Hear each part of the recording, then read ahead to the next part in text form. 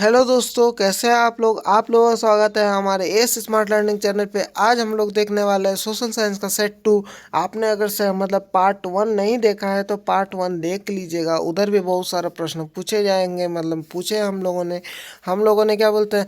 मैंने सोचा है कि ये वाला 3 पार्ट में डिवाइड किया जाएगा, तो हम लोग थर्ड पार्ट भी बहुत जल्द लाएंगे। एक दिन में आपको 3 पार्ट मिल जाएगा, टेंशन की कोई बात नहीं है।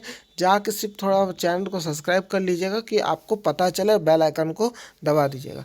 तो चले हम लोग बढ़ते हैं सेट 2 की तरफ। तो सेट 2 में क्या क्या प्रश्न है देख लेते हैं। तो मतलब न्यू एमसीक्यूज है आप लोगों के।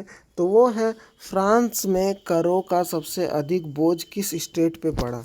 तो तीसरा वर्ग जो गरीबी वर्ग है, ठीक है, गरीबी वर्ग है, उनके ऊपर पड़ा। ठीक है, आगे बढ़ते हैं। टेंड कर किस मतलब कर किसे दिया जाता है। चर्च को। ठीक है, आगे बढ़ते हैं। इसके बाद आ जाते हैं लॉजिस्लेटिव एसोबली असेंबली का गठन मतलब कब हुआ। ठीक है, तो वो हुआ 1791 में। ठीक है, आगे बढ़ते हैं। फ्रांसीसी क्रांति का नारा क्या था। वो था स्वतंत्रता, समानता, बंधुत्व। ठीक है, पढ़े होंगे। आगे बढ़ते हैं। नेपोलियन बोनापार्ट किस वर्ष सत्ता में आया। तो वो होगा 1799 को। आगे बढ़ते हैं।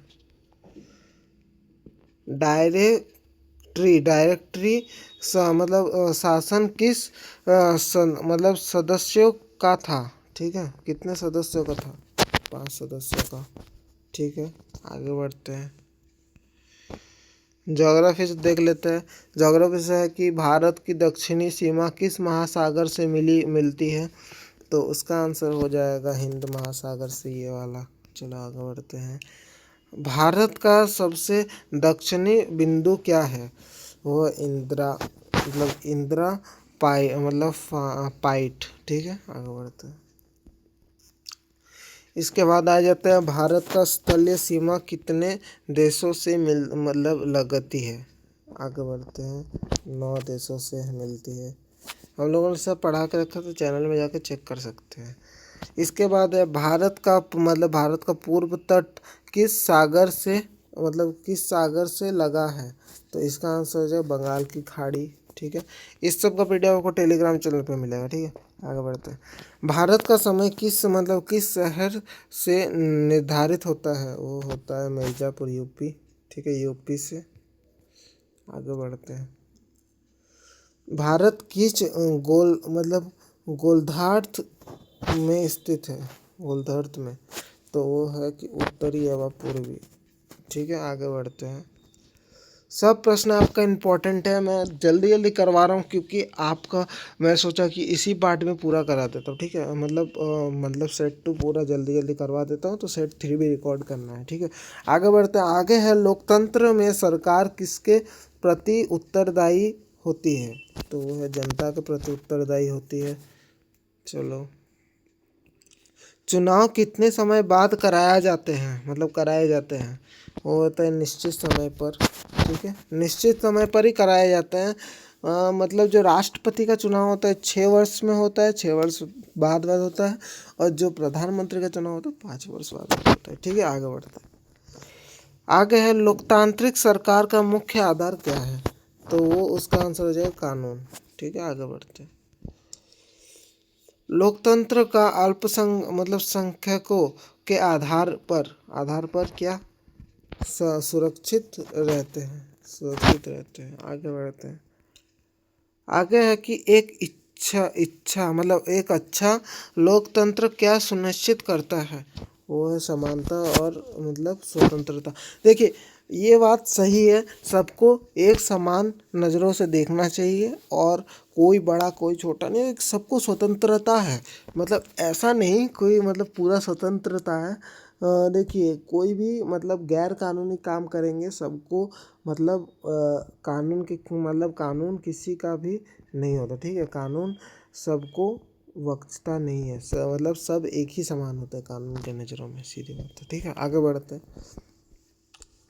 शहरी गरीबी का मुख्य कारण क्या है? बेरोजगारी। ठीक है, शहरी मतलब बेरोजगारी सबका कारण है। ठीक है, देखा जाए ना, बहुत सारे शहरों में बहुत सारे बेरोजगार, क्योंकि काम नहीं है। मतलब मतलब दाम है, रेट बहुत ज़्यादा बढ़ रहे हैं, बट काम किसी को नहीं मिल रहा। तो आगे बढ़ते हैं, आगे है इस बात के लिए डिस्कशन हम लोगों ने पहले भी की है, तो जाके वीडियो देख सकते हो। तो आगे है कि गरीबी रेखा के नीचे रहने वाले लोग क्या होते हैं? मूल ज़रूरतों पूरी नहीं कर पाते, मूल ज़रूरतें पूरी नहीं कर पाते। आगे बढ़ते हैं, आगे भारत में गरीबी अधिक पाई जाती है गाँव में। गाँव में सबसे अधिक गरीबी पाई जाती है। गरीबी उन्मूलन का कार्यक्रम का उदय है। रोजगार बढ़ाना। रोजगार देखिए, बहुत काम है बट रोजगार नहीं है। तो आगे बढ़ते हैं, आर्थिक विकास से क्या होता है? वो होता है गरीबी कम होती है। आर्थिक विकास से गरीबी कम होती है। आगे बढ़ते हैं, हाई प्रोबेबिलिटी एमसीक्यूज, जो आपको क्या बोलते हैं, मतलब मिलेंगे ही मिलेंगे, एग्जाम में आ सकते हैं। देखिए, मैं जितना भी एमसीक्यू बोल रहा हूँ ना, मान लो कि 20 एमसीक्यू, उसमें से आपका 5 से 7-8 को तो मिल ही जाएगा, क्योंकि यही मतलब पूछे जाते हैं हर टाइम में, आपको यही पूछे जाते हैं हर साल। ठीक है, आगे बढ़ते हैं, आगे है कि फ्रांस में मतलब संविधान सभा का गठन किसने किया? तो इसका आंसर हो जाएगा तीसरे स्टेट ने। ठीक है, भारत का अक्षांशीय विस्तार किससे दर्शाता है?